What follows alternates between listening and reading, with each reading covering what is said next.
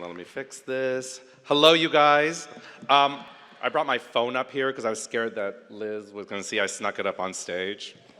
Anyways, this is so exciting, and it's true, I was all of you guys, but so long ago, and I think the last time I was here, the internet didn't exist yet, so this is a whole different world. But before we start, thank you to President Brown and the distinguished faculty of the Fashion Institute of Technology, and of course to the SUNY and FIT trustees, and thank you to all the graduating students, family, and friends. Hey there, class of 2016.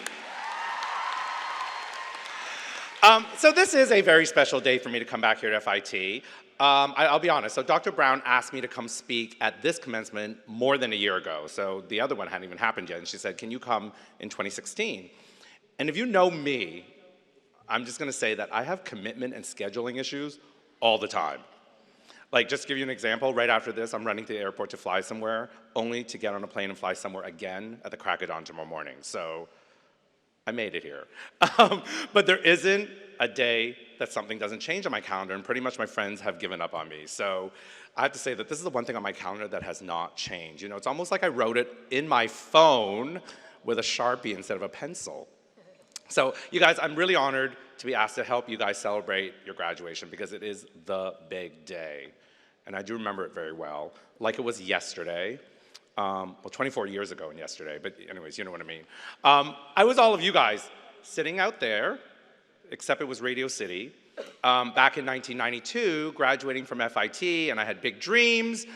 And I was wearing a gown that was probably a little bit too short at the time, so it ended up being more of like a graduation jacket. But you know what? Who cares, right? You throw in some good shoes and you make it work. It's like a good shoe game will change everything. But the important thing is, you guys, we all got here. We all got here, right? So I know exactly right now what you're all thinking. You know, you're all sitting there. You know, you're excited. You're proud of yourself for getting to this point. You're thinking, I'm gonna go out and I'm gonna get drunk tonight and we'll face swap. And you know what? And you're ready to tackle that next big adventure because let's face it, you're gonna conquer the world. But the only thought that's racing through all your minds right now is, how am I gonna get rid of my parents right after this? I don't have the answers to everything, and I certainly don't have the answer to that, so don't tweet me asking later. But I do to some things, and that's 24 years of doing a lot of those some things. Now, I've done things the traditional way, and I've done things the unconventional way, and both have worked for different reasons. So today I thought I would defy convention, at least for a little bit. When I sat down to write the speech, I thought, well, I need to do it differently. I didn't want to just come up here and spew off a bunch of cliche greeting card affirmations to you guys, even if it is all true. You know, this is not the end, but just the beginning. Or as you go forward, let's take a look back. You are the future, follow your dreams, blah, blah, blah. This isn't SoulCycle. I mean, no, I couldn't do that to my alma mater. You guys deserve more, right? So I thought, let's start completely anti-cliche. I told my colleague at work about this, and she shook her head. She's like, no, Joe, please don't start your speech that way. That's not your brand. My brand? She goes, yeah, you're way too perky for that. All right, well, that could be true, I guess, but I'm actually more than just rainbows and unicorns. You know, I can also be honest. Well, followed by the heart eyes emoji, of course. But I mean, I was thinking to myself, like, if Beyonce can actually do dark with lemonade, why can't I, right? All right, so here goes. I want to tell you guys about the day I cried. And I don't mean that sentimental, watching The Notebook kind of cry, but that guttural, ugly face, drooling, lying on the floor in a fetal position kind of cry. It was two very specific times in my life, both work-related. Now, the first was actually right after graduation. I got a job interview to be a fashion editor and writer at Women's Wear Daily. Not an assistant, but a full-on editor. What? Right out of school? I know, right? When my only experience was an internship running some errands? Okay. I mean, I did cold call enthusiastically. I wrote an awesome cover letter. I sent in all of the issues of W27 I had edited while I was here. So of course I scored that interview. So I got there and I killed it. I mean, slayed. Every single person, from the editor-in-chief down to the features director, all paraded in one at a time to give me their stamp of approval. I did good. At the end, the number 2 editor said to me, well, we want you to shoot a page 1 and double next week. So you could actually get that together for us, that'd be great. Someone here can give you all the details. I had no idea what the hell she was talking about. But I smiled and I thought, okay, I'll figure it out. And this is really pre-Google days, mind you, so it is hard. But that next day I got to work. This was the final part of my audition. I had made it through the semifinals, you know, all the part where the chairs have already spun around. So I don't even actually want to get voted off. I was determined to stay. So I came up for a concept for the shoot, party dresses, I think, secured a location, some bar or lounge in Midtown, and I booked the model and had the photographer all lined up, ready to go. I spent the rest of that week getting my outfits together, meticulously mapping out each look and mood. This shoot was gonna be spectacular. The morning of the shoot arrived, the model was a no-show. I kept calling and calling the agency, only to find out that the model had a family emergency and wasn't coming at all. But then it was noon, and the booker said, well, whatever, it's already late, I'll just send you whoever I have that's free. Okay, not really ideal, but neither was my anxiety level. The model arrived an hour later, and she didn't fit any of the clothes I had pre-planned, and I had to quickly rejigger all the looks on the spot. Now, it was a skill I would later realize was tantamount to me being a good stylist. By 3 p.m., after hair and makeup and the model was dressed, we were finally ready for the first shot. I placed her into position. The photographer took 2 Polaroids, again, the days before digital, half a roll of film when his light fell forward and smashed onto the floor into a small puddle of water, which short-circuited all the electricity. I know, right? WTF. You can only imagine that, except in my head, that was the explicit version and in all caps. This can't be happening. When all was said and done and new equipment had arrived and the electricity had been restored, I had less than 1 hour to get all my shots done before we were kicked out of the location because they had to open. Telling you this story is giving me stomach anxiety. You guys, okay, let's just say that my finest moment was one I wanted to forget. After that shoot, I just waited to see what everyone at Women's Wear Daily had to say.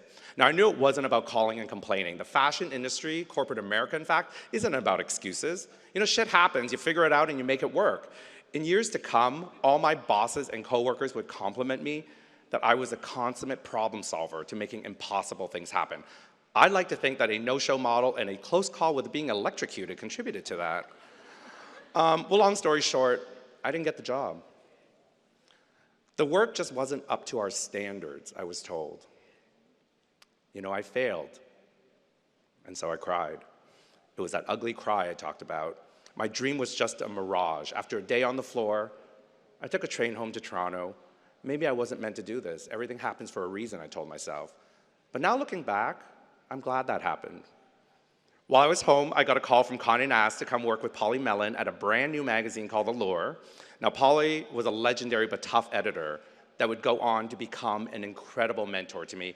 And after 4 years of being there and doing that, ironically, I became a fashion editor at W, the biggest and hottest fashion magazine at the time, because of my training at Allure. And W, a sister publication of Women's Wear Daily, now here's the punchline, would never have given me that job had I started working at WWD. In that instance, I knew why I had to cry that day. So flash forward 10 years later, after a decade as the fashion director at W, I was given the job of editor-in-chief of my own magazine, Vitals, one that I could launch in my own vision with a brand new staff, backed completely by Fairchild Publications and Condé Nast. It was more surreal again. Like, my only dream of moving to New York was coming to FIT and working at a magazine, not actually conceiving and running one, until that fateful day. Now, after almost 2 years of getting the magazine up and going, I mean, I got Heidi Klum to pose naked for me, 7 months pregnant. And Julia Roberts chose to do my cover over Vogue or Vanity Fair. Hello. The president of the company called me into her office to tell me they were closing the magazine. It was just a business decision, I heard her tell me, but really all I could hear was, it's almost like a slow-mo replay of the Peanuts, you know, where it's just like, wah, wah, wah. I'm like, it's just a moving mouth. They were taking away the job I loved, the job I put all my blood, sweat, and tears into, only to have it disappear into oblivion. I can't even say that my dream was zapped, because this job, that magazine, far surpassed my dreams, and it was over, just like that. And so I cried. again. I holed up in my apartment, devastated. I'd failed once more, and I couldn't believe it. I'd like to say that after my week of wallowing, I learned something, but really all I learned was that you can eat pizza every single day and it's still really good. But by that following year, the lesson actually did sink in. I was offered a job at both Harper's Bazaar and Elle Magazine at the same time, and after a tough decision, I became the creative director of Elle. Now, my resume isn't the important thing here, and that's not actually the point of the story, but being at Elle opened my eyes and the doors to so many new, incredible, exciting opportunities that I know I would not have gotten running a small magazine that I know would not have survived a recession. So closing it down would have happened eventually, just then or now. If it was now, I'd be unemployed and overworked. But because it was then, I'd luck out with those new jobs.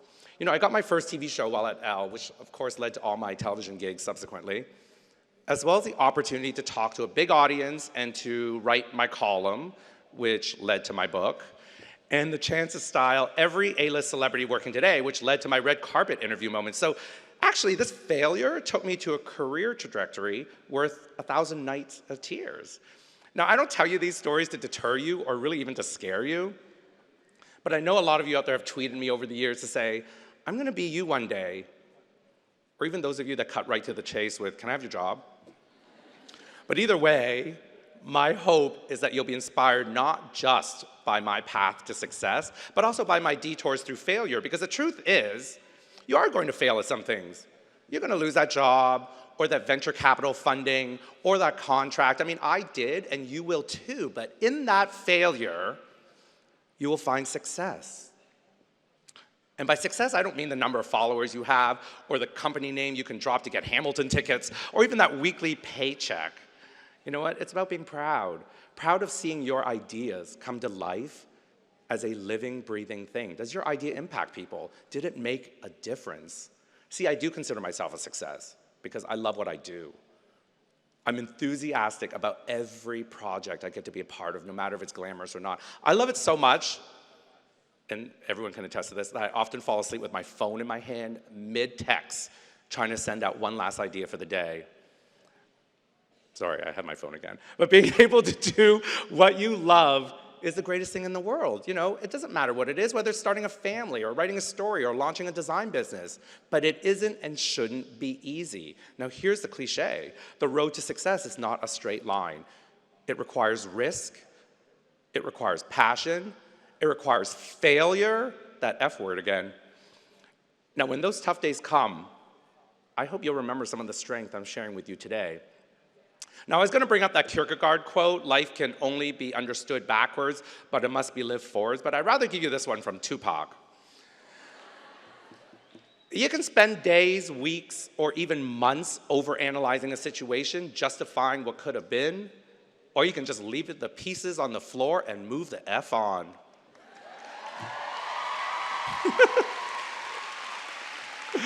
Oh, I'm giving you guys a lot of F words today. I'm sorry, Mom and Dad. The point is, don't limit yourself. Don't be afraid of being innovative. Reach for that risk. I'm not a success because I somehow got a lucky break when I was 22 and everything fell into place after that. I am a success because I stopped being afraid of being scared. When things don't work out, never say no to trying something else. No risk, no reward. You know, just order some pizza and get started, because there is so much left for all of you to make, create, and do. Now, I feel like I've really talked a lot already, but if you are going to remember one thing from today, let it be this from Queen Bee. Hey, I'm going to keep running because a winner don't quit on themselves. Oh, I'm so proud of you guys. You know, I really look forward to one day working for all of you. All right, and since my phone is up here, I am taking a selfie with all of you guys.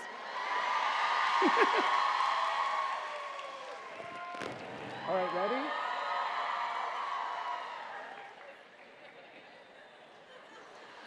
Congratulations, class of 2016.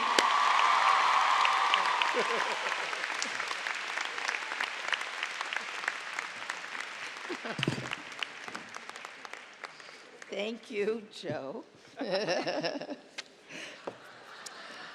I now invite to the podium Mr. Stanley Letow, member of the Board of Trustees of the State University of New York, to confer the honorary degree.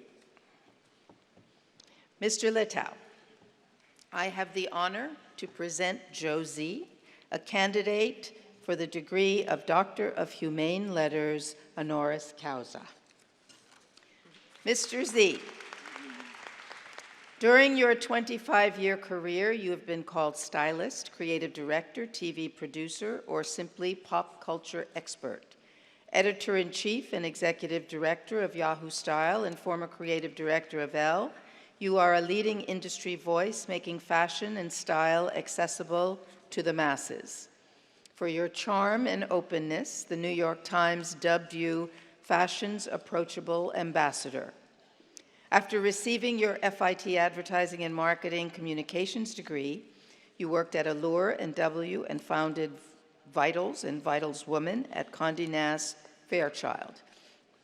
One of the first editors to appear regularly on television, you crossed traditional media boundaries, transforming the magazine industry.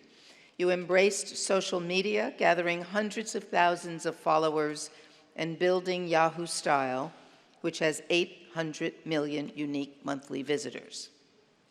In your show, All on the Line, you mentored struggling designers, offering both warm support and business acumen. You are often on camera, including as a red carpet commentator at the Academy Awards, and you co-host the lifestyle show, Fab Life.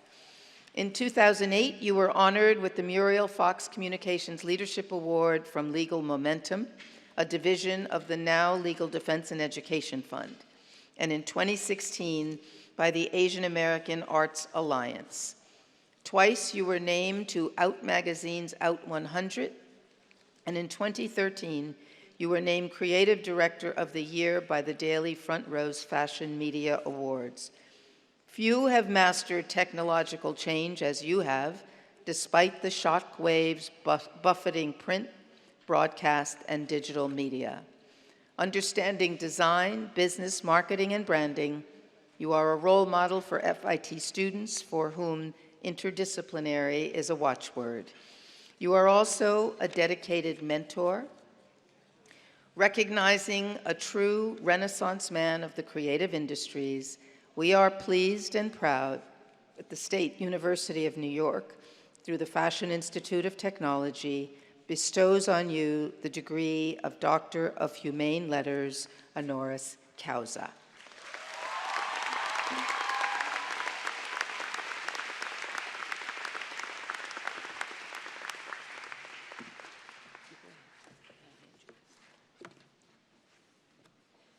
In recognition of your pioneering spirit, your role in democratizing fashion, and your embrace of technology in transforming your career, the State University of New York is honored to confer upon you the degree of Doctor of Humane Letters.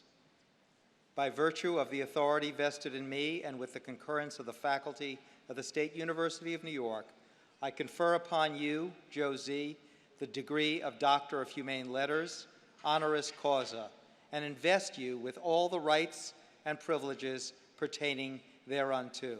In token thereof, I hand you this diploma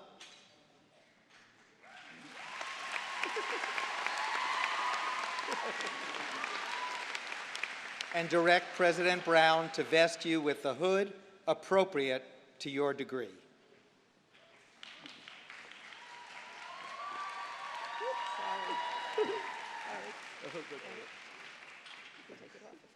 Congratulations.